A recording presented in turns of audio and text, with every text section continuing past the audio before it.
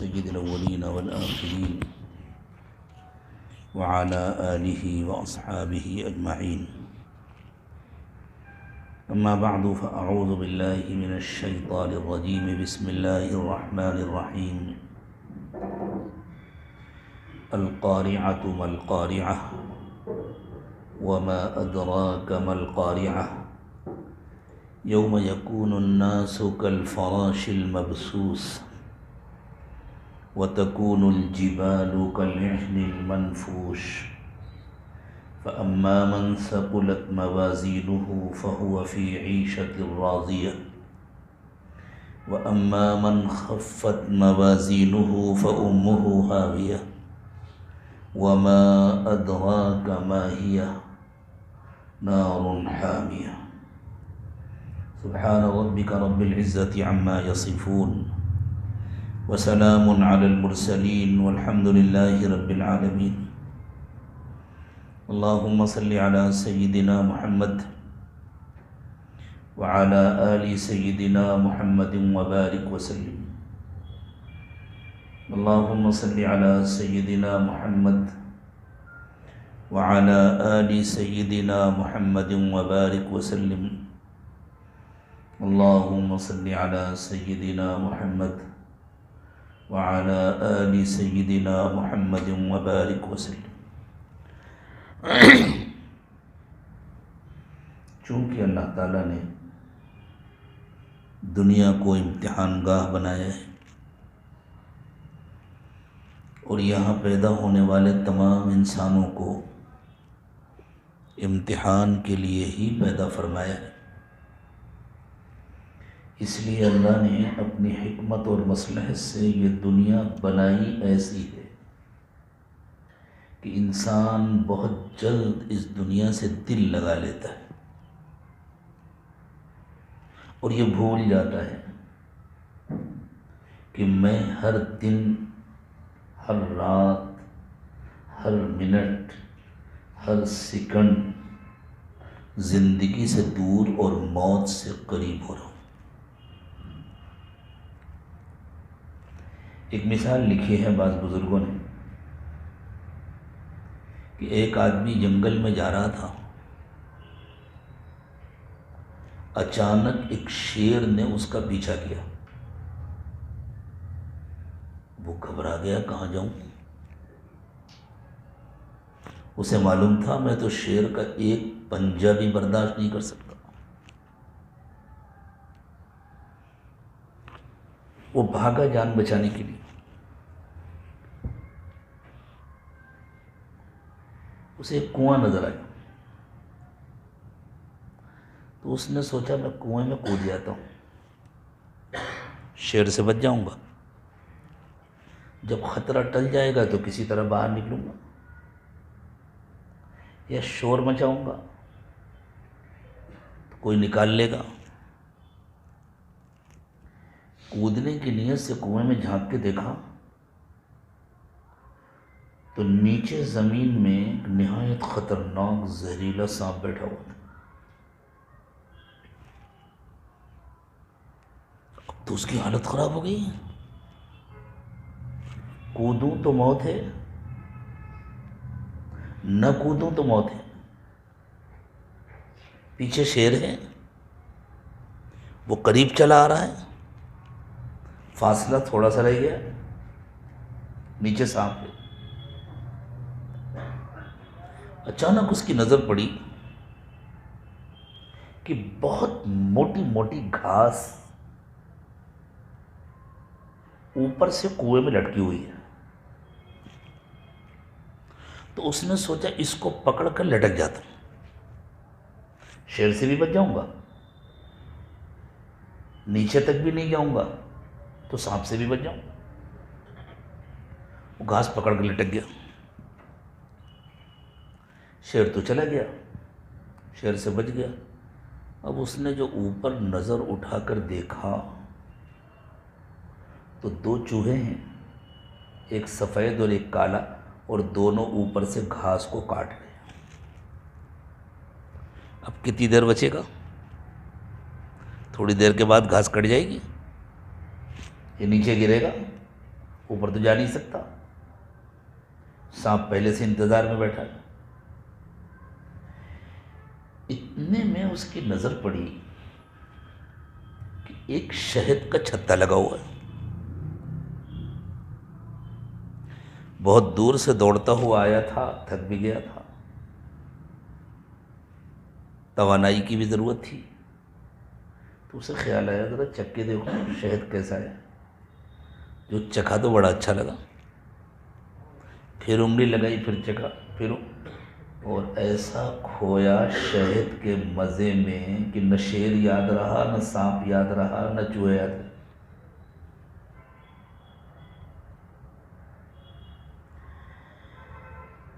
اس مثال کو ذکر کرنے کے بعد غالباً یہ مولانا روم نے مثنوی میں مثال دی ہے،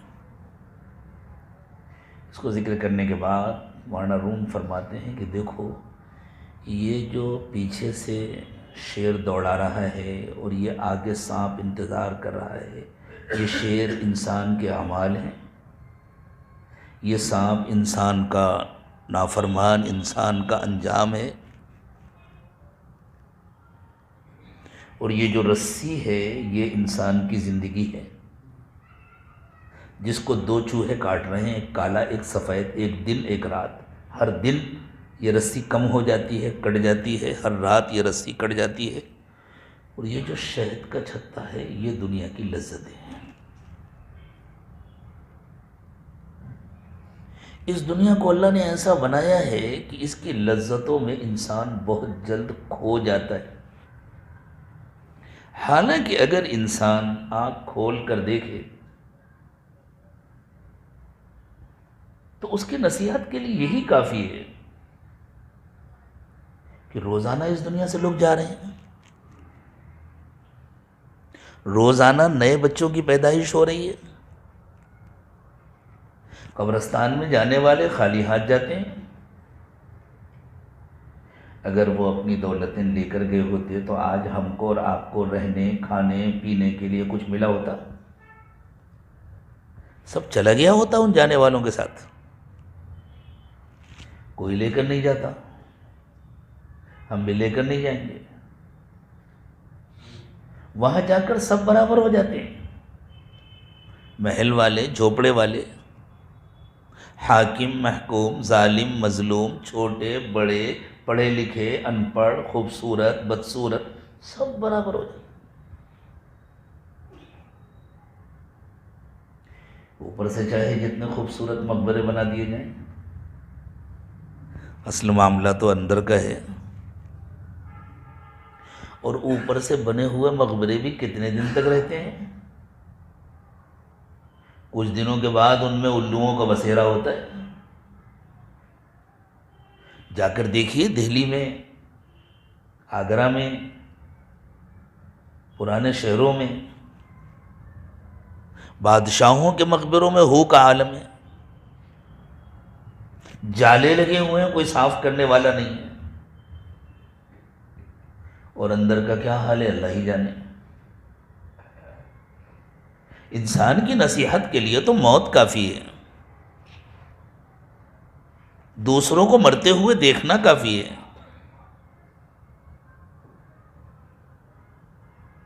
جس طاقت پر انسان اتراتا ہے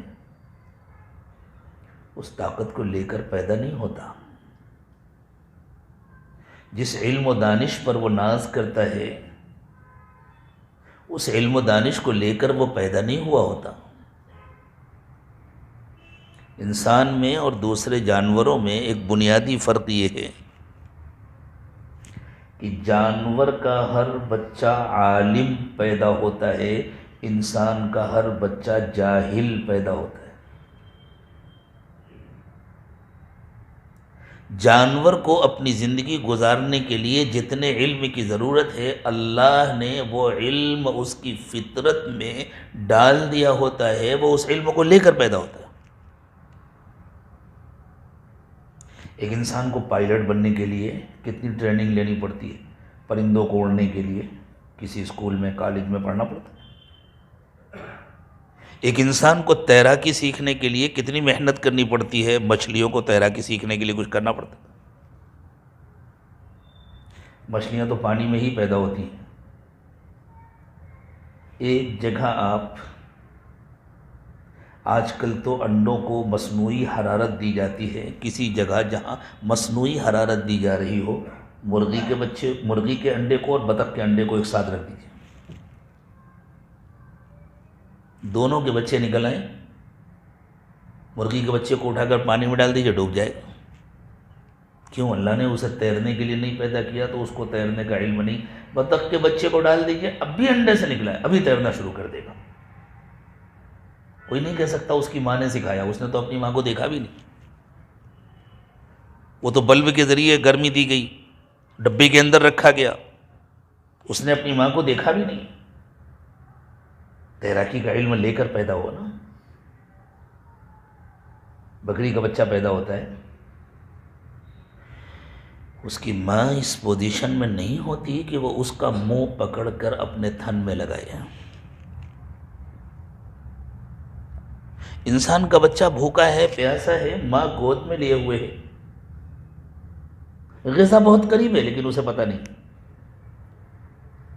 اگر اس کی ماں اس کے منہ میں اپنا پستان نہ دے تو وہ پی نہیں سکتا۔ بکری کا بچہ اپنی ماں کے پستان کو پہچانتا ہے، وہ اٹھتا ہے، تھوڑی دیر گرتا پڑتا ہے، پھر اٹھتا ہے، منہ لگاتا ہے، پینا شروع کرتا ہے، اور اگر دودھ کم اتر رہا ہو تو وہ اپنے سر سے دھیرے دھیرے ٹھوکے دیتا ہے۔ یہ کس نے سکھایا اسے؟ کوئی نہیں ہوتا وہاں سکھانے والا، اللہ سکھاتے۔ انسان کو کچھ نہیں معلوم ہوتا۔ خود اللہ تعالیٰ نے ارشاد فرمایا، وَاللَّهُ أَخْرَجَكُم مِّن بُطُونِ أُمَّهَاتِكُمْ لَا تَعْلَمُونَ شَيْئًا۔ جب اللہ نے تم کو پیدا کیا، جب تم اپنی ماؤں کے پیٹ سے پیدا ہوئے تو تمہیں کچھ نہیں آتا تھا۔ وَجَعَلَ لَكُمُ السَّمْعَ وَالْأَبْصَارَ وَالْأَفْئِدَةَ، اللہ تعالیٰ نے تم کو حصول علم کے ذرائع عطا فرمائے، کان دیا، آنکھ دیا، دل و دماغ دیا۔ تمہیں کچھ نہیں آتا تھا لیکن تم اس کے ذریعے علم حاصل کر سکتے ہو۔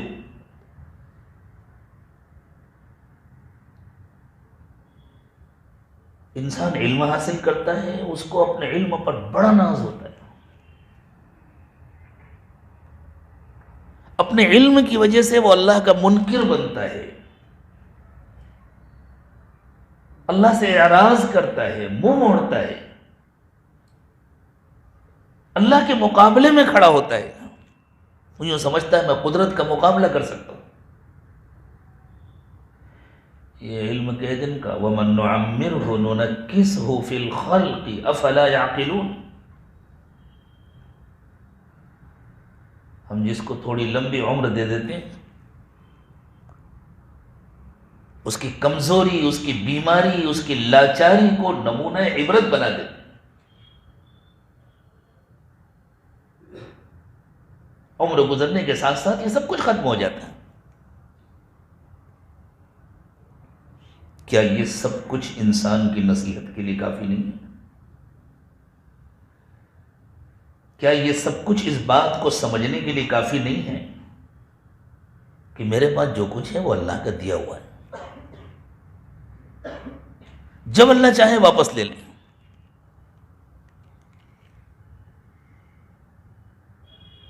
اور جب اللہ چاہتے ہیں واپس لے لیتے ہیں۔ جن طاقتوں اور قوتوں کو اللہ چاہتے ہیں زندگی میں واپس لے لیتے ہیں، جس مال و سامان کو اللہ چاہتے ہیں زندگی میں واپس لے لیتے ہیں، اور جس کو زندگی میں واپس نہیں لیتے، مرنے کے بعد وہ سب کو لے لیتے ہیں۔ موت کے وقت میں تو اللہ سب کچھ لے لیتے ہیں۔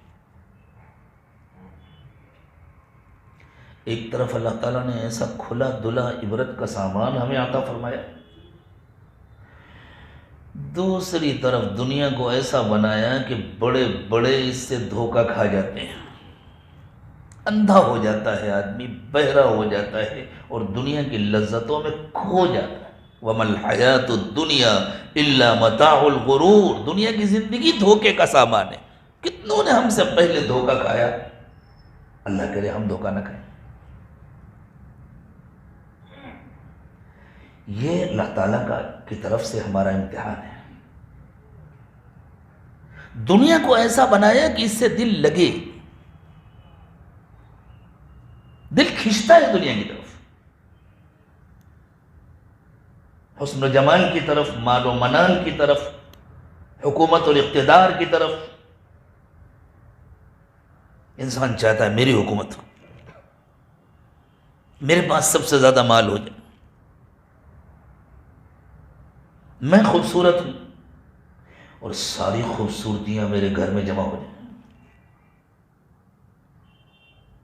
اور ایسا کھو جاتا ہے۔ اللہ نے ان میں سے کسی چیز کو بھی انسان کے لیے ممنوع اور حرام نہیں کیا۔ اللہ کہتے ہیں سب کچھ تمہارے لیے بنایا ہے میں نے، لیکن مجھے بھول کر پانے کی کوشش مت کرو۔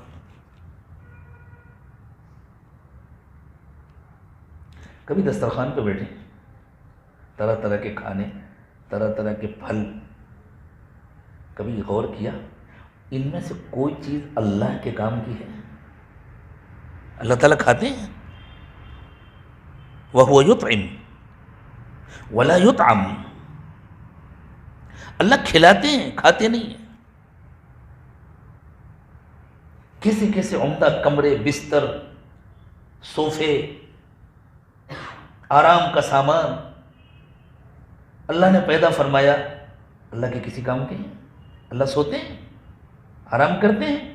لا تأخذہ سنۃ ولا نوم، اونگ بھی نہیں آتی، نیند بھی نہیں آتی،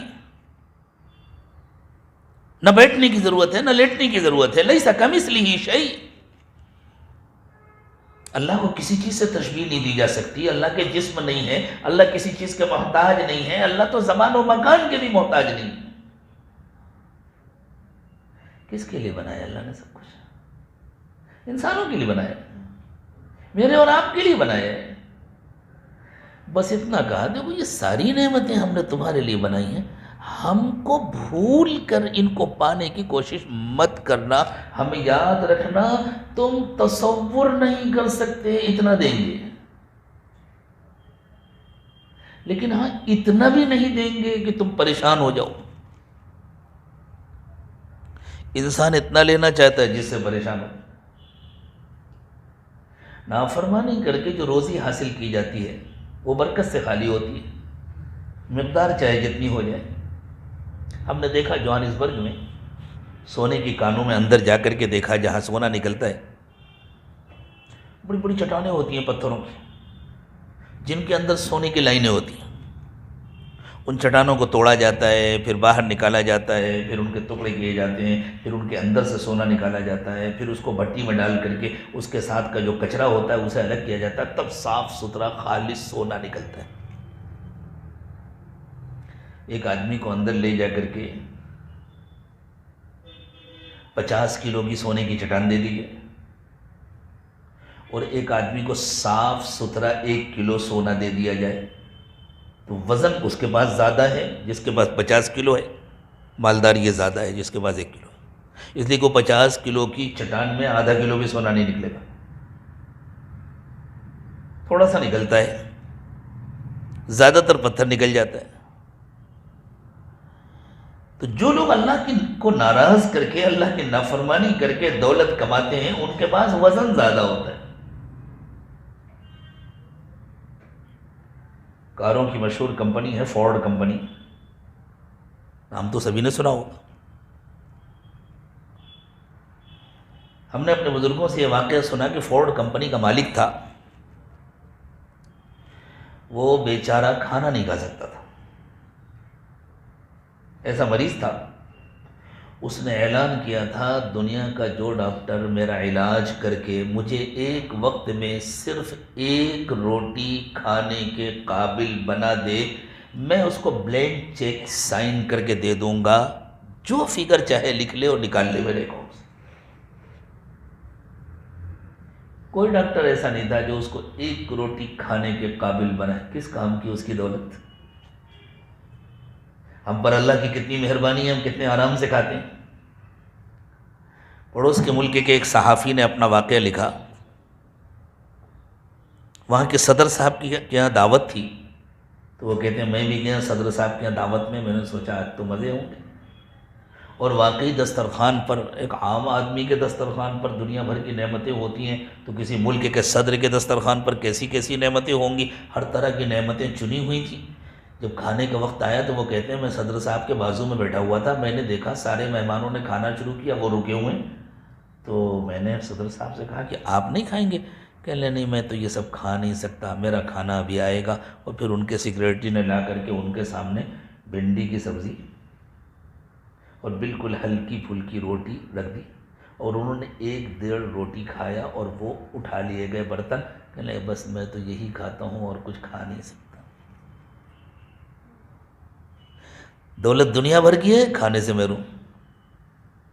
وہ صحافی کہتے ہیں ایک اور صاحب جو بہت بڑے دولت مند اور بہت بڑے با اثر آدمی، ان سے میں ملنے کے لیے گیا، ان سے میں نے پوچھا کہ بھئی کیا حال ہے؟ تو انہوں نے کہا میں کیا بتلاؤں کیا حال ہے، بہت دنوں سے یہ حال ہے کہ اجابت نہیں ہوتی، پیٹ کی صفائی نہیں ہوتی، گندگی نہیں نکلتی۔ اس سے زیادہ کھلا ہوا کوئی لفظ مسجد میں بولتے ہوئے اچھا نہیں لگتا۔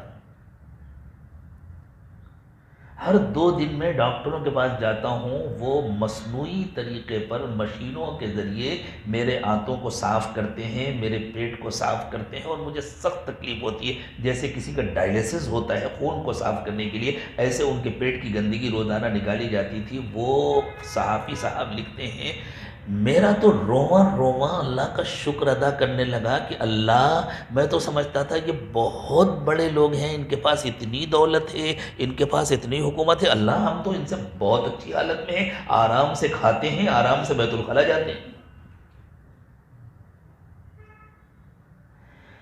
تو اللہ بندوں سے صرف یہی کہتے ہیں بندو ساری نعمتیں میں نے تمہارے لیے بنائی ہیں، مجھے کیوں بھول رہے ہو؟ اور اصل میں یہ دنیا نہیں بنائی میں نے تمہارے لیے، اصل تو میں نے تمہارے لیے جنت بنائی ہے۔ اور ابھی جیسا کہ ایک دوست نے تذکرہ فرمایا تھا نا واعظ و نصیحت کے سلسلے میں، کہ اللہ تعالیٰ نے حضرت آدم علیہ السلام سے اور حضرت حوا سے ارشاد فرمایا تھا وَلَا تَقْرَبَا هَذِهِ الشَّجَرَةَ، یہ بات جنت میں فرمائی تھی۔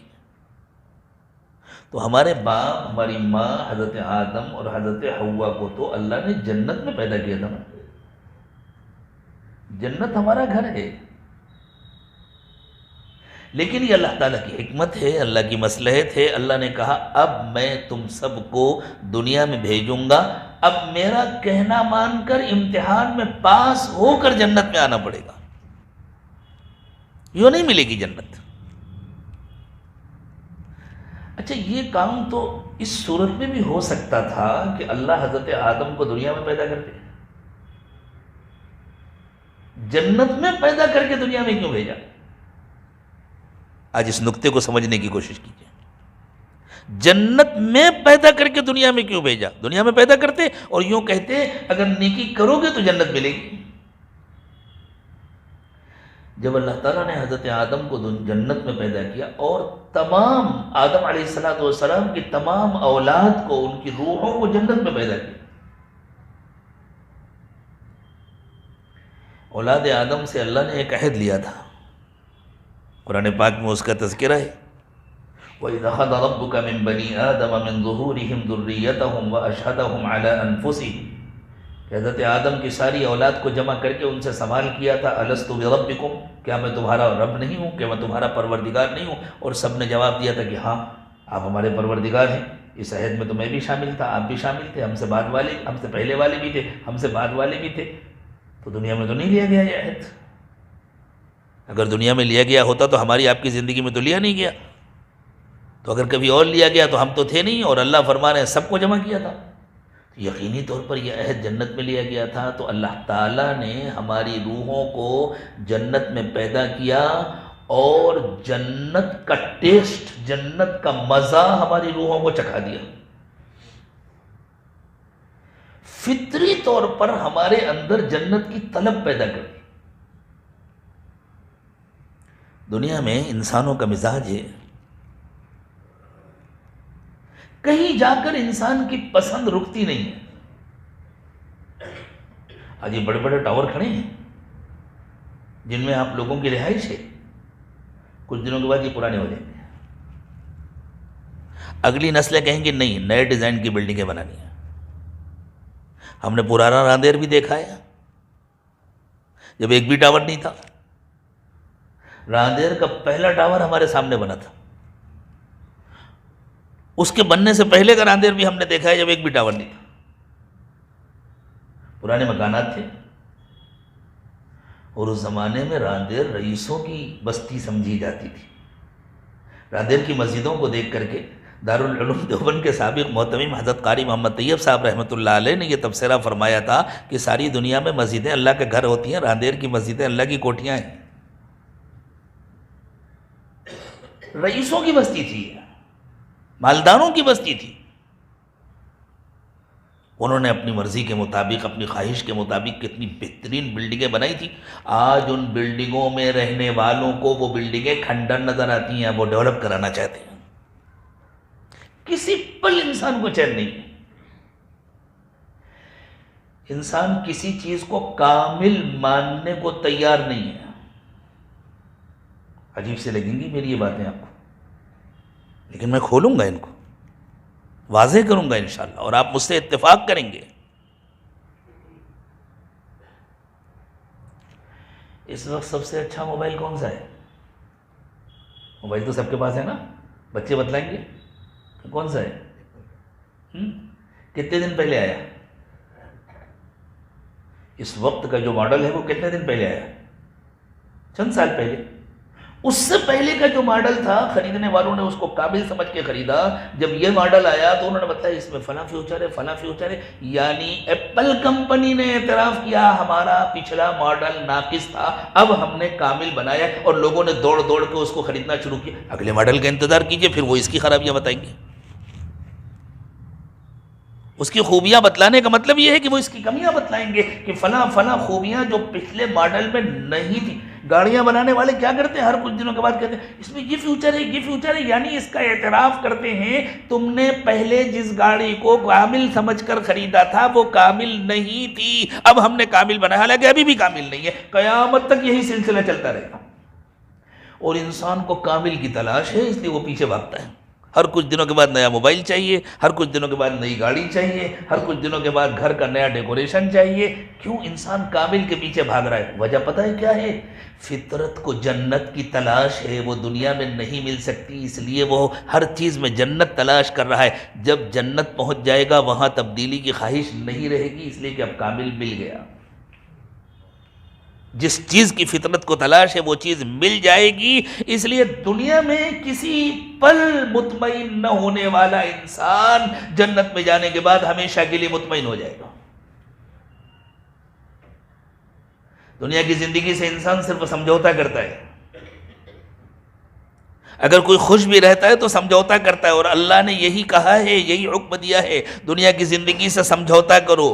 یہاں صرف راحتیں نہیں ہیں، یہاں راحتوں کے ساتھ مصیبتیں بھی ہیں. یہاں صرف خوشیاں نہیں ہیں، یہاں خوشیوں کے ساتھ غم بھی ہیں.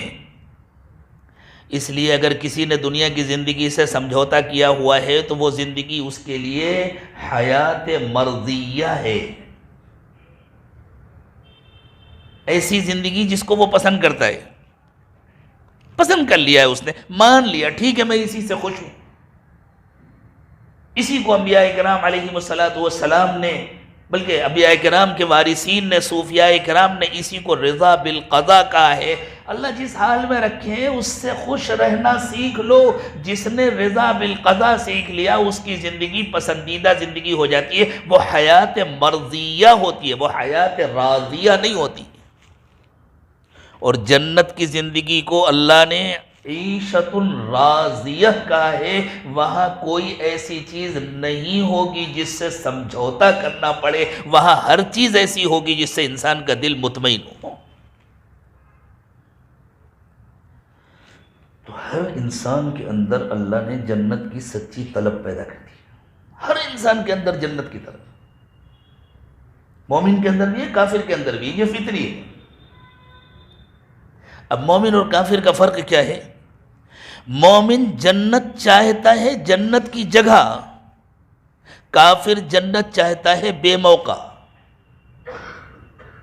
ایک آدمی کو گھر بنانے کا شوق ہے، پیسے بھی اس کے پاس بہت ہیں، لیکن وہ گھر بنانے کے لیے کیا کرتا ہے؟ پہلے اس کو زمین خریدتا ہے، زمین خرید کر کے اس کو پھر اس میں پیسے لگاتا ہے، پھر اس میں وہ سورت سے بیٹھا بمبئی دلی جانے کے لیے ٹرین میں، تو اس نے سوچا بہت اچھا، یہ اسی فرسٹ کلاس کا روم ہے، یہ ٹھیک رہے گا، اسی کو بنا لیتا ہوں میں اپنا گھر۔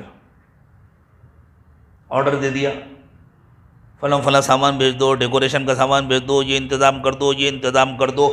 آرڈر دے دیا، کمپنیاں تیار ہو گئیں، اور اسے پتہ نہیں ہے یہ کرتے کرتے تو دلی اسٹیشن آ جائے گا، مجھے کان پکڑ کے اتار دیا جائے گا۔ تو بیچارے کو گھر بنانے کا تو شوق ہے، پیسے بھی ہیں، لیکن بن پائے گا اس کا گھر؟ بے موقع بنانا چاہ رہا ہے نا، غلط جگہ پر بنانا چاہ رہا ہے۔ اور جو سمجھدار آدمی ہے وہ کیا کرے گا؟ کسی جگہ زمین کا انتخاب کرے گا، زمین خریدے گا، یا کسی بلڈنگ میں بک کرائے گا اور گھر لے گا۔ ہر سمجھدار آدمی کہے گا یہ صحیح جگہ ہے۔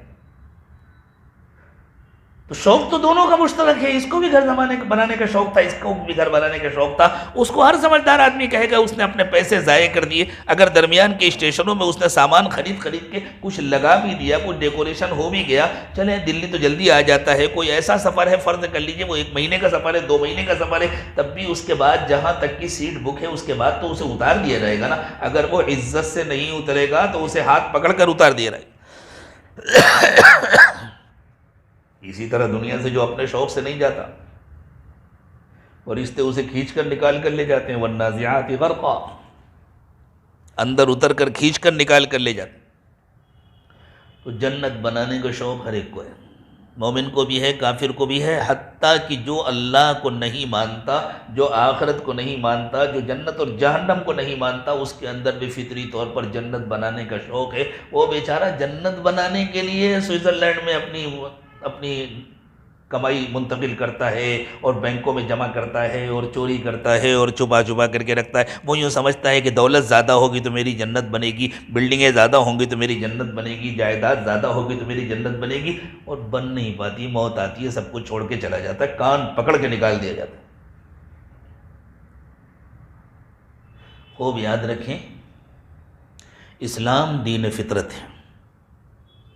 انبیاء کرام علیہم السلام کی دعوت فطرت کی دعوت ہے۔ اس لیے انبیاء کرام کبھی الٹی گنگا نہیں بہاتے۔ پتہ نہیں آپ کے ہاں گجراتی میں یہ مثل بولی جاتی ہے یا نہیں بولی جاتی۔ ہر ندی کا ایک بہاؤ ہوتا ہے، تاپتی تو ہے نا آپ کے ہاں، کبھی تاپتی کا پانی الٹا بہتا ہوا دیکھا؟ ہر ندی کا ایک بہاؤ ہوتا ہے، کشتیاں اسی بہاؤ پر چلتی ہیں، پانی اسی طرف بہتا ہے۔ جس طرف پانی الٹا نہیں بہ سکتا، یہ فطرت کے خلاف ہے۔ انبیاء کرام علیہ السلام الٹی گنگا نہیں بہاتے۔ انبیاء کرام علیہ السلام نے کبھی انسانوں سے فطرت کے خلاف کوئی تقاضا نہیں کیا،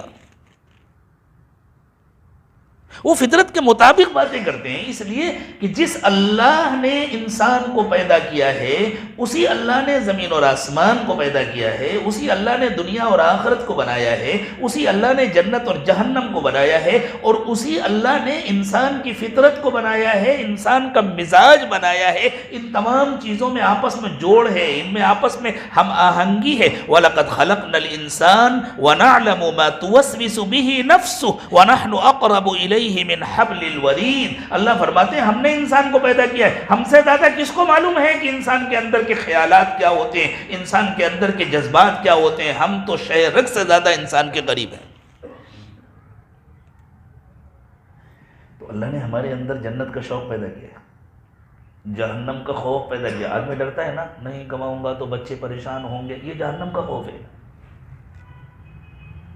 بیمار ہو جاؤں گا تو کیسے علاج ہوگا۔ ایک مرتبہ ایک صاحب کا فون آیا، میں اس زمانے میں کاروبار کرتا تھا، کہ ہم آپ سے ملنا چاہتے ہیں۔ میں سمجھا کوئی کاروباری پارٹی ہوگی، ہماری لائن کے کوئی مینوفیکچرر ہوں گے، آنا چاہتے ہیں۔ ٹائم دے دیا، ٹھیک ہے آپ تشریف لے آئیے۔ جب آئے تو میں نے دیکھا 2 آدمی ہیں، ہاتھ میں سوٹ کیس ہے، بڑے سوٹ بوٹ کے ساتھ ہے، تو مجھے لگا کہ یہ کاروباری لوگ تو نہیں لگ رہے۔ بہرحال بیٹھے، ان کے لیے چائے منگایا، ان سے پوچھا کہیے کیسے آنا ہوا۔ تو کہنے کہ صاحب ہم انشورنس پالیسی لے کر کے آئے ہیں آپ کے لیے، جب آپ 60 سال کے ہو جائیں گے اور اس وقت آپ کما نہیں سکیں گے، اگر آپ یہ پالیسی خرید لیں گے تو اس وقت آپ کو ہر مہینے اتنی رقم ملا کرے گی جس سے آپ کی ضرورتیں اطمینان سے پوری ہوں گی۔ تو میں نے کہا اچھا، آپ کو فون پہ بتلا دینا چاہیے تھا کہ آپ کیوں آنے والے ہیں۔ بہرحال چائے پی لیجیے آپ لوگ، مجھے ذرا 2-3 باتوں کا جواب دیجیے۔ آپ کو معلوم ہے میں 60 سال تک زندہ رہوں گا؟ اس کی گارنٹی ہے کہ میں 60 سال زندہ رہوں گا؟ کہ نہیں، اگر اس سے پہلے آپ کی موت آ گئی تو آپ کے گھر والوں کو اتنا پیسہ مل جائے گا۔ چلو ٹھیک ہے، ایک بات۔ دوسری بات بتلائیں، اس کی کیا گارنٹی ہے کہ آج میرا اللہ جو مجھے کھلا پلا رہا ہے اور بہت اچھی طرح کھلا پلا رہا ہے، جب میں 60 سال کا ہو جاؤں گا تو وہ مر جائے گا؟ اس کے خزانے ختم ہو جائیں گے، اس کے پاس کچھ نہیں رہے گا۔ پھر میں نے کہا دیکھیں، نہ آپ اپنا وقت ضائع کریں نہ میرا وقت ضائع کریں، آپ چائے پیے اور تشریف لے جائیں۔ پھر بھی لوگ پھنستے ہیں نا ان باتوں میں۔ کیوں پھنستے ہیں؟ جہنم کے ڈر سے۔ لیکن یہ ڈر غلط جگہ ہوتا ہے۔ دنیا کے لالچ میں پھنستے ہیں، جنت کے شوق میں، لیکن یہ شوق غلط جگہ ہوتا ہے۔ پیغمبر نے آ کر بتلایا جس طرح ہر انسان کی موت آتی ہے اس طرح اس کائنات کی موت آئے گی۔ جس طرح ہر بچہ مرتا ہے اسی طرح زمین مرے گی، آسمان مرے گا، چاند مرے گا، سورج مرے گا، سب کچھ ختم ہوگا۔ اذا الشمس کوورت واذا النجوم انکدرت، ستارے جھڑ جائیں گے، بے نور ہو جائیں گے، سب کچھ ختم ہو جائے گا، اور پھر تم سب کو دوبارہ اٹھایا جائے گا۔ وَنُفِخَ فِي الصُّورِ فَإِذَا هُم مِّنَ الْأَجْدَاثِ إِلَىٰ رَبِّهِمْ يَنْسِلُونَ، پھر سور پھونکی جائے گی اور سب اپنی اپنی قبروں سے نکلے چلے آئیں گے۔ پھر تمہارا حساب ہوگا، اور پھر جو کامیاب ہوگا اسے جنت ملے گی، جو ناکام ہوگا اسے جہنم میں جانا پڑے گا۔ یہ بتلایا انبیاء کرام علیہم السلام۔ چونکہ انسان کا دنیا سے دل لگا رہتا ہے، اس کے یہ سمجھ میں نہیں آتا ایسا کیسے ہوگا۔ اتنی بات تو انسان مان لیتا ہے کہ ہاں میں مروں گا، لیکن یہ نہیں سمجھ میں آتا یہ سب کچھ ختم ہوگا۔ بہت زمانے تک غریب سائنسدانوں نے اس کا انکار کیا کہ یہ کائنات ختم ہوگی۔ وہ کہتے تھے کائنات ہمیشہ سے ہے، ہمیشہ رہے گی، کچھ فطری اصول ہیں ان کے مطابق چل رہی ہے اور ہمیشہ سے ہے اور ہمیشہ رہے گی، یہ کبھی ختم ہونے والا نہیں۔ اب تو ان غریبوں کو بھی ماننا پڑ گیا ہے کہ سورج کی گیسیں کم ہو رہی ہیں، سورج کا ملبہ بڑھ رہا ہے، اور کسی دن سورج بھی ختم ہو جائے گا، چاند بھی ختم ہو جائے گا، زمین بھی ختم ہو جائے گی، آسمان بھی ختم ہو جائے گا۔ اب انہوں نے اس کا اعتراف کر لیا، ہاں کائنات ختم ہو جائے گی۔ اصل میں نبی وحی کے ذریعے اطلاع دیتے ہیں، اس لیے وہ سائنسدانوں سے ہزاروں سال آگے ہوتے ہیں۔ یہ دھوکہ ہے کہ سائنس آگے ہے، سائنس پیدل چلتی ہے، اس لیے اس منزل تک بہت دیر میں پہنچتی ہے جس منزل کی اطلاع انبیاء کرام علیہ السلام دیتے ہیں، نبی وحی کے ذریعے اطلاع دیتے ہیں۔ حضور اکرم صلی اللہ علیہ وسلم نے جو پوری حقیقتیں بتلا دی ہیں آج سے 1450 سال پہلے، اب سائنسدانوں نے ان کی ادھوری باتوں کو ماننا شروع کیا ہے، اس لیے کہ ان بیچاروں کو بھی اتنا ہی معلوم ہو سکا ہے، جب پورا معلوم ہوگا تب مانیں گے، اور اس سے پہلے سب کچھ ختم ہو چکا ہوگا۔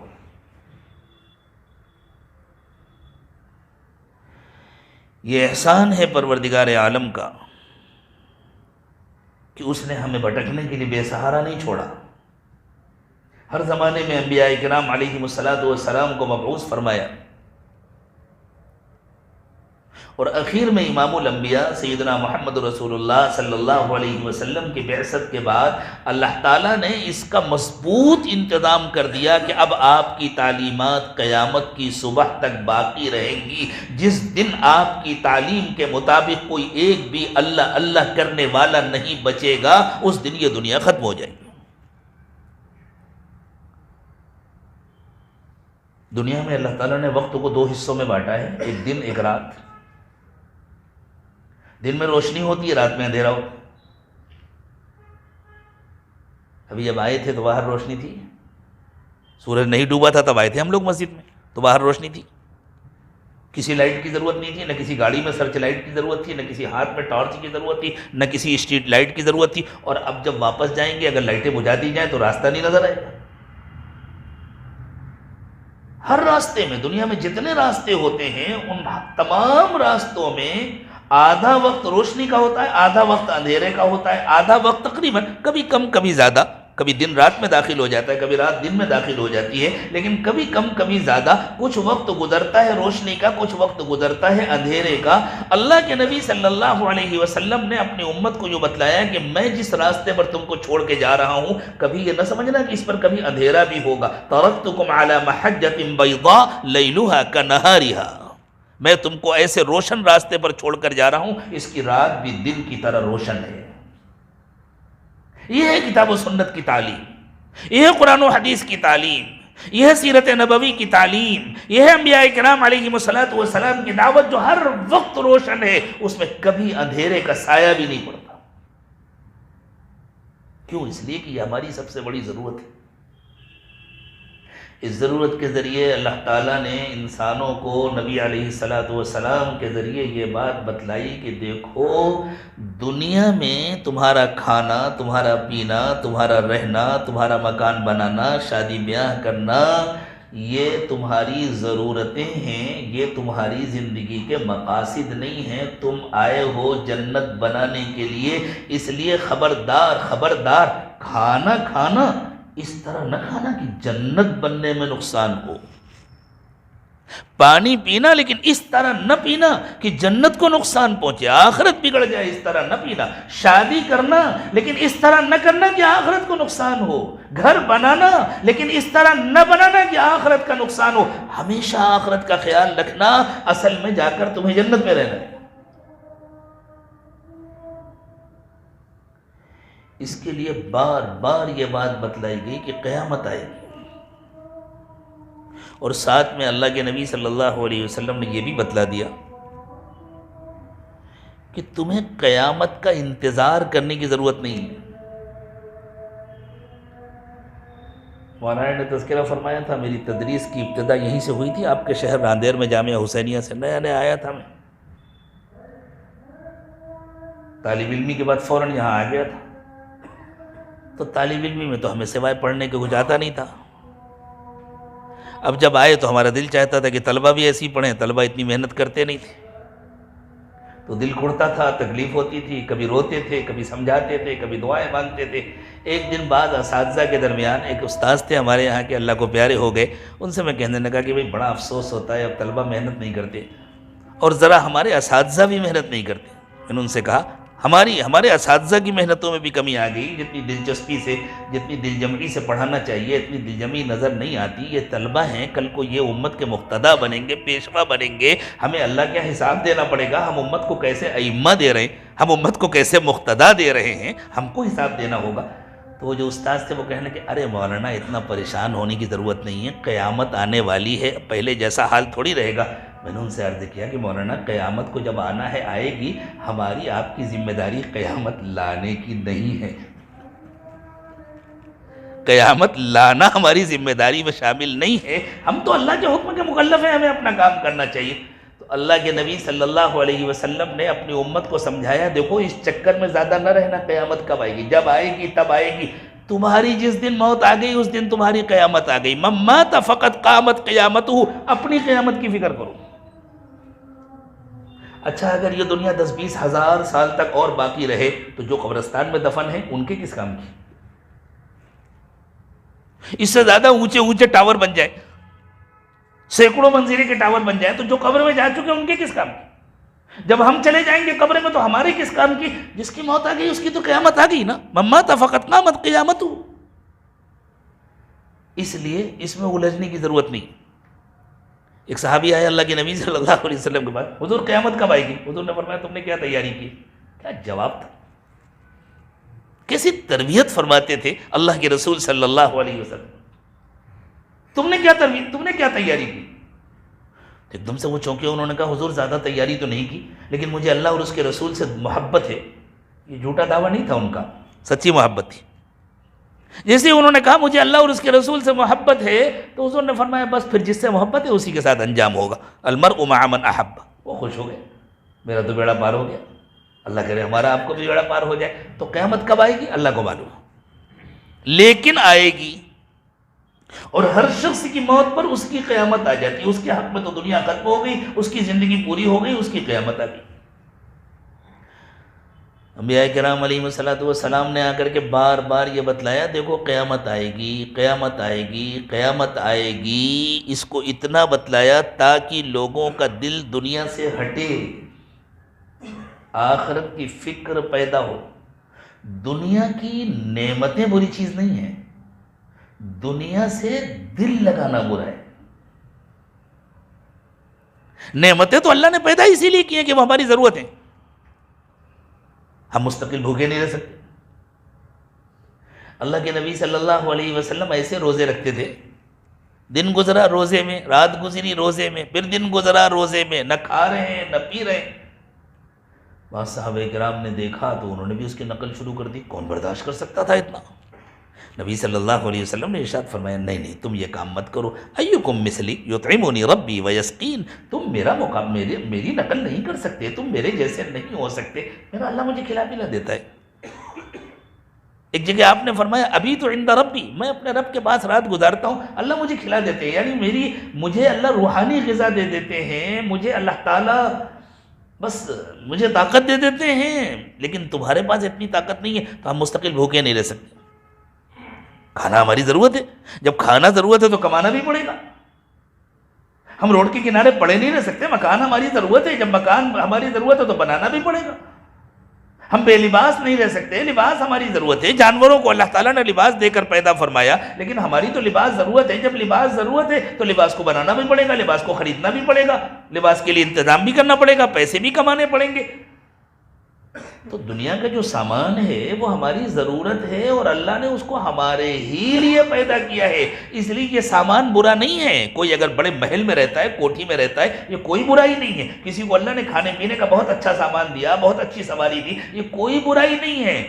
دنیا کا دل میں گھس جانا، دل کا دنیا سے لگ جانا، اور دنیا سے دل لگنا اس کو کہتے ہیں کہ انسان دنیا کی خاطر اللہ کی نافرمانی کرے، آخرت سے غافل ہو جائے،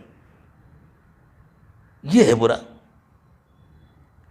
جیسے ماشاءاللہ آپ لوگ تو سمندر کے کنارے رہتے ہیں، ساحل پر رہتے ہیں، ندی بھی آپ کے قریب ہے، سمندر بھی آپ کے قریب ہے، سمندر میں کشتیاں چلتی ہیں، کبھی کشتی کھینچ کر راندیر لائیں، روڈ پر چلائیں گے، چلتی ہے روڈ پر کشتی؟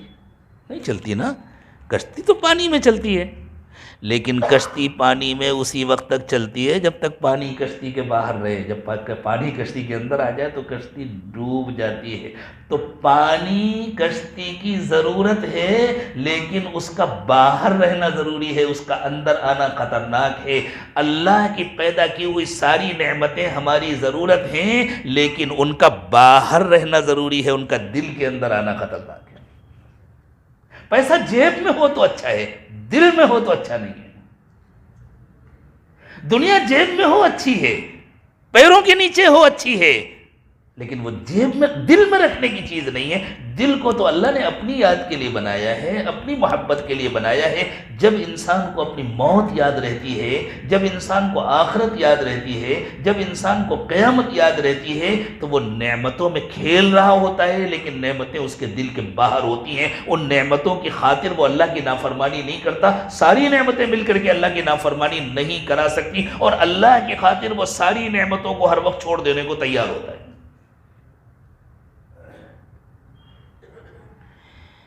الگ الگ طریقوں سے، الگ الگ تعبیرات کے ذریعے، الگ الگ جملوں میں اللہ تعالیٰ نے قیامت کا تذکرہ فرمایا۔ ٹیسٹ چینج کرتے ہیں اللہ تعالیٰ، جیسے اللہ تعالیٰ نے پھل دیے نا ہمیں کھانے کے لیے الگ الگ، کوئی میٹھا ہے، کوئی کھٹا ہے، کوئی گرمی کے سیزن میں، کوئی سردی کے سیزن میں، تاکہ ہمارا ٹیسٹ بدلتا رہے، ہم کو مزہ آتا رہے۔ ایسے ہی اللہ تعالیٰ نے قرآن پاک میں جو نصیحتیں ذکر فرمائی ہیں، ان کی تعبیرات الگ الگ ہوتی ہیں، ان کے جملے الگ الگ ہوتے ہیں، مضمون ایک ہی ہوتا ہے، لیکن ان کی تعبیرات الگ ہوتی ہیں، ان کے جملے الگ ہوتے ہیں۔ تو جس طرح منہ کو مزہ ملتا ہے، اسی طرح دل و دماغ کو بھی مزہ ملتا ہے، عقل و فہم کو بھی مزہ ملتا ہے۔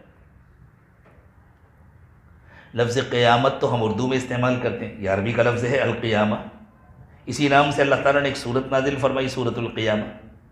لیکن اسی قیامت کو کہیں اللہ تعالیٰ نے الحاقہ کہا، اسی قیامت کو کہیں اللہ تعالیٰ نے الواقعہ کہا۔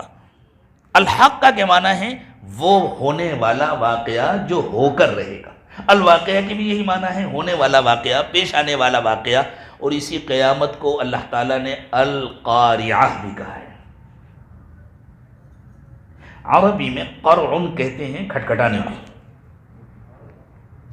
اور عجیب بات ہے، جو لفظ اللہ استعمال فرماتے ہیں جس جگہ،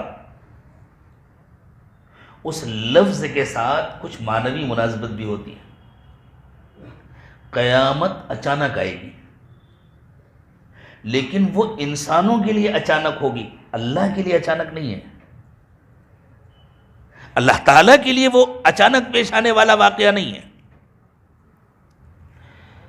پرانے زمانے میں جب فون نہیں ہوتے تھے، اطلاع کا کوئی ذریعہ نہیں ہوتا تھا، ڈاک کا نظام نہیں تھا، ٹیلی گرام نہیں تھا، یہ سب تو بعد میں، وہ آج کا ٹیلی گرام نہیں، آج تو ٹیلی گرام نام کی ایک ایپ ہے واٹس ایپ کے مقابلے میں۔ پہلے جو تار بھیجا جاتا تھا کٹ کٹ کٹ کٹ، اس میں لکھا جاتا تھا بڑی مشکل سے، اور اگر کسی محلے میں کسی کے گھر تار آ گیا تو پڑھنے سے پہلے رونا دھونا شروع ہو جاتا تھا، اس لیے کہ کسی نہ کسی کی موت کی ہی اطلاع ہوتی تھی تار پہ۔ اگر ڈاکیا نے کہہ دیا تار آیا ہے، ٹیلی گرام آیا ہے، تو بس گھر والے رونا شروع کر دیتے تھے، دیکھو کس کا انتقال ہوا۔ سب کی زبانوں پر ہوتا تھا انا للہ و انا الیہ راجعون۔ لیکن جس زمانے میں قرآن نازل ہوا اس زمانے میں تو یہ ٹیلی گرام بھی نہیں تھا، اس زمانے میں تو ڈاک کا بھی کوئی نظام نہیں تھا۔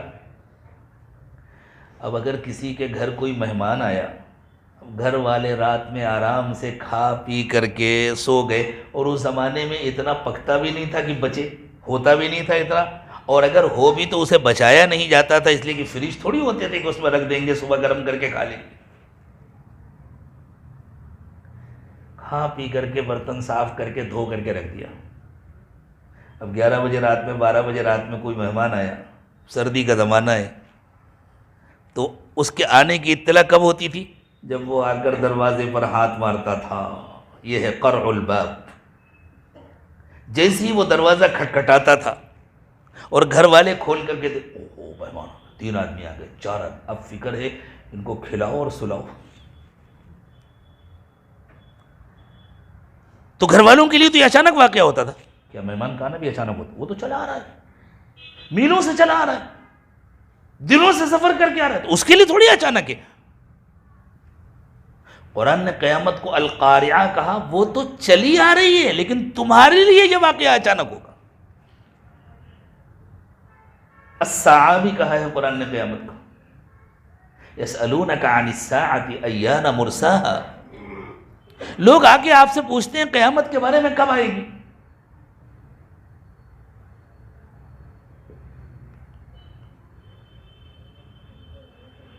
لکھا ہے جماعت کا وقت 7:55 پہ، کیا کرنا ہے بتا دیجئے مجھے۔ اچھا یہ بات پہلے بتلائی ہوتی ہے، اچھا خاصا وقت تو آپ لوگوں نے لے لیا تھا ماشاءاللہ، ٹھیک ہے، بہتر ہے، بات سمیٹنے کی کوشش کریں گے انشاءاللہ۔ تو اللہ تعالیٰ نے فرمایا کہ نبی صلی اللہ علیہ وسلم سے لوگ آ کر کے پوچھتے ہیں قیامت کب آئی۔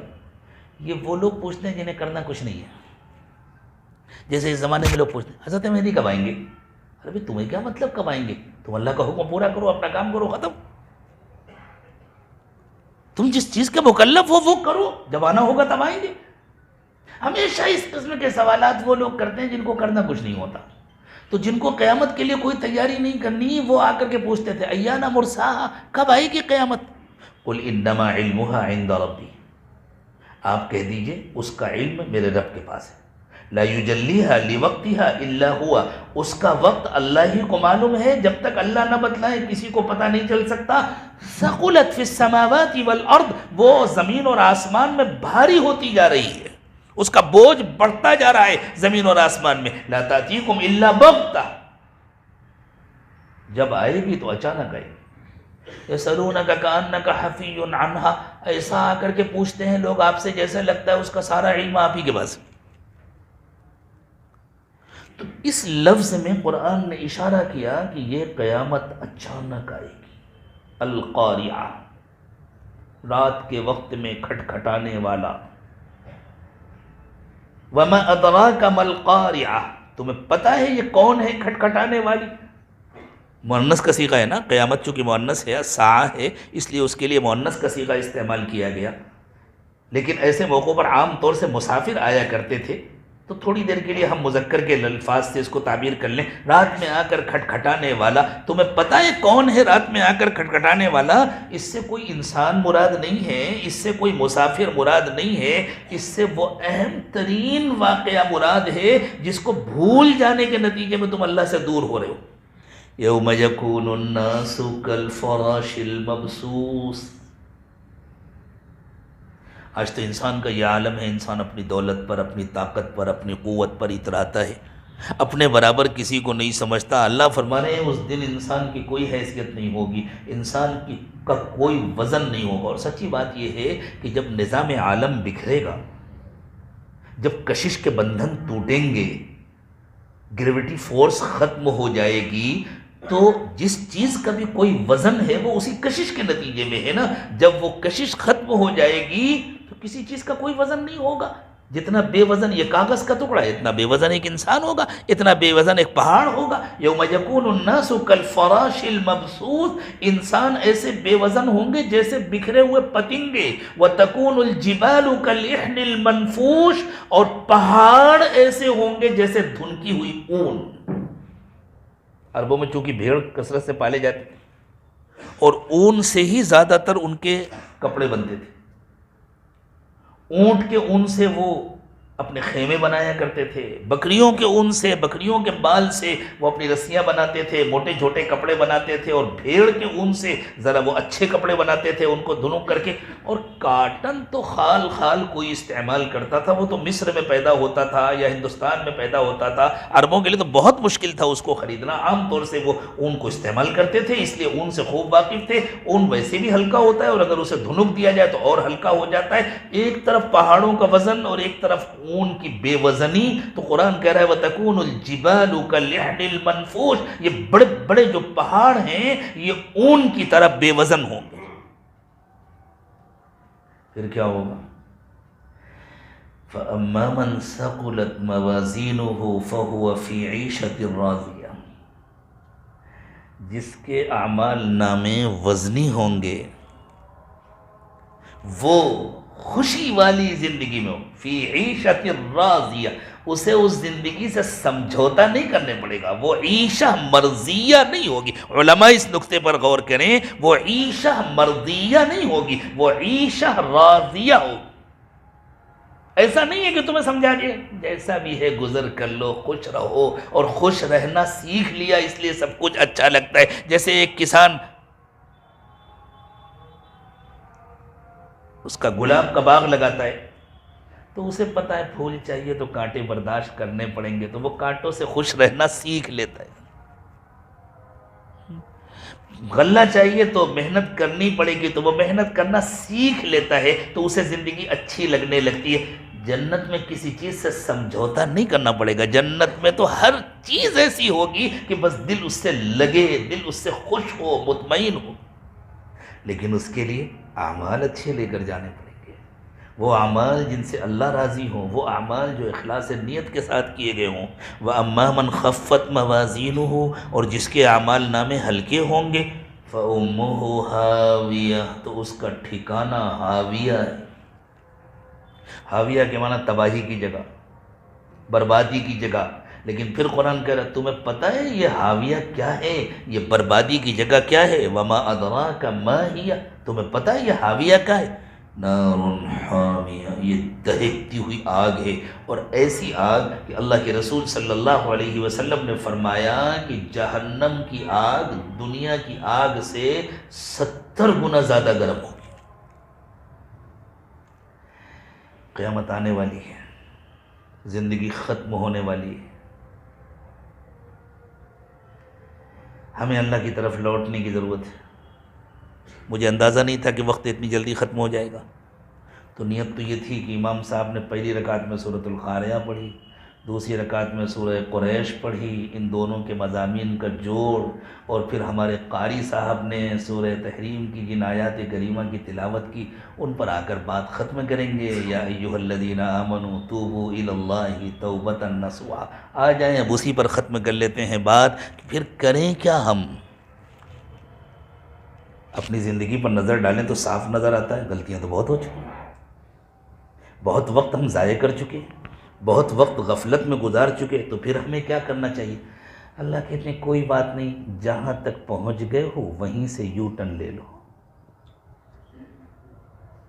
اگر آدمی غلط راستے پر چل پڑا ہے، راندیر سے نکلے، وڈودرا جانا تھا اور بمبئی کی طرف چل پڑے، تو جتنی دیر سفر کرتے رہیں گے منزل سے دور ہوتے رہیں گے نا، غلط روی سے منازل کا بعد بڑھتا ہے۔ مسافرو رویش کارواں بدل ڈالو۔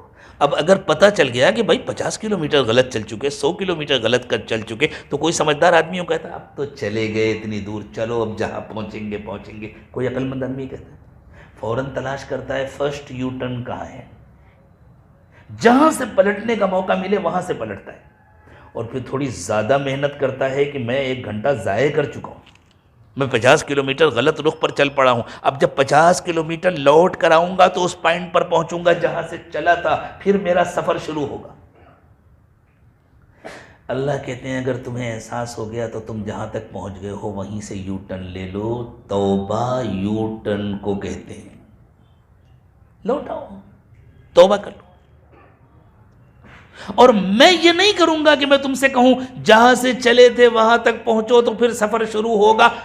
جہاں تک پہنچے تھے وہیں سے لوٹو، وہیں سے تمہارا سفر شروع کرا دوں گا، اور اگر تمہاری سچی توبہ سچی ہے تو تمہاری زندگی جو ضائع ہو چکی اسے ضائع نہیں ہونے دوں گا۔ الا من تاب وآمن وعمل عملا صالحا فاولئک یبدل اللہ سیئاتہم حسنات۔ جس کی توبہ سچی ہے، جس نے اپنی زندگی بدل ڈالی، اس کے پچھلے گناہوں کو میں نیکیاں بنا دوں گا۔ اس سے زیادہ مہربانی کا کوئی تصور نہیں۔ تو پھر ہم لوٹ جائیں، یو ٹرن لے لیں، اللہ سے عہد کر لیں، اللہ معاف کر دیجئے، ہم آپ کی طرف واپس آ رہے ہیں، اب دوبارہ جان بوجھ کر کے گناہ نہیں کریں گے۔ اللہ مجھے بھی سچی توبہ نصیب فرمائے، آپ کو بھی نصیب فرمائے۔ وآخر دعوانا ان الحمد للہ رب العالمین۔ دعا فرما لیں۔ سبحان ربی العلی العلی الوہاب، اللہم صلی علی سیدنا محمد وعلی آل سیدنا محمد وبارک وسلم۔ ربنا ظلمنا انفسنا وان لم تغفر لنا وترحمنا لنکونن من الخاسرین۔ پروردگار عالم، ہم آپ کے عاجز و کمزور بندے ہیں، اللہ زندگی کا بڑا حصہ ضائع کر چکے، اللہ معاف فرما دیجیے، اللہ معاف فرما دیجیے، اللہ ہمیں نفس و شیطان کے حوالے نہ فرمائیے، اللہ قیامت کے دن کی ذلت و رسوائی سے ہماری حفاظت فرمائیے۔ اللہ کچھ پتہ نہیں ہے ہماری زندگی کے کئی دن باقی ہیں، کس گلی میں زندگی کی شام ہو جائے گی، اللہ بچے ہوئے وقت کو پچھلے وقت کا کفارہ بنا دیجیے، بچی ہوئی زندگی کو پچھلی زندگی سے بہتر بنا دیجیے۔ اللہ ہمارے ظاہر کی بھی اصلاح فرما دیجیے، ہمارے باطن کی بھی اصلاح فرما دیجیے۔ اللہ ہمیں اپنی اور اپنے چاہنے والوں کی محبت عطا فرما دیجیے۔ اللہ ہمارے انگ انگ کو، روئے روئے کو اپنی محبت سے بھر دیجیے۔ اللہ ہمارے پورے جسم کو اپنے ذکر سے سرشار کر دیجیے۔ اللہ دلوں کو اپنی یاد سے آباد فرما دیجیے۔ اللہ دلوں کو زندہ کر دیجیے، روشن کر دیجیے۔ پیارے اللہ ہمارے ظاہر کو سنتوں سے سجا دیجیے اور ہمارے باطن کو اپنی یاد سے آباد فرما دیجیے۔ اللہ مردوں کی، عورتوں کی، بوڑھوں کی، بچوں کی، چھوٹوں کی، بڑوں کی، اللہ سب کی مغفرت فرما دیجیے۔ اللہ سب سے راضی ہو جائیے، اللہ سب کے گناہوں کو معاف فرما دیجیے، سب کی کامل اصلاح فرما دیجیے۔ اللہ آپ نے جو ہمیں نعمتیں عطا فرمائی ہیں، اللہ برکت کے ساتھ ان نعمتوں کو باقی رکھیے، لیکن اللہ ان نعمتوں سے دل لگانے سے ہماری حفاظت فرمائیے۔ اللہ آخرت کی فکر عطا فرما دیجیے، اللہ آخرت کی فکر عطا فرما دیجیے۔ اللہ ہمیں دنیا سے بڑھ کر آخرت کی نعمتیں عطا فرمائیے، اور ہمارے ظاہر سے بہتر ہمارے باطن کو بنا دیجیے، اور ہمارے ظاہر کی بھی کامل اصلاح فرما دیجیے، ہماری دنیا کی بھی ساری ضرورتیں پوری فرما دیجیے۔ اللہ اٹھنے سے پہلے ہم سب سے راضی ہو جائیے، ہم سب کی مغفرت فرما دیجیے، ہم سب کو اپنے نیک و مقبول بندوں میں شامل فرما دیجیے۔ وصلی اللہ تعالی علی خیر خلقہ محمد وعلی آلہ واصحابہ اجمعین برحمتک یا ارحم الراحمین۔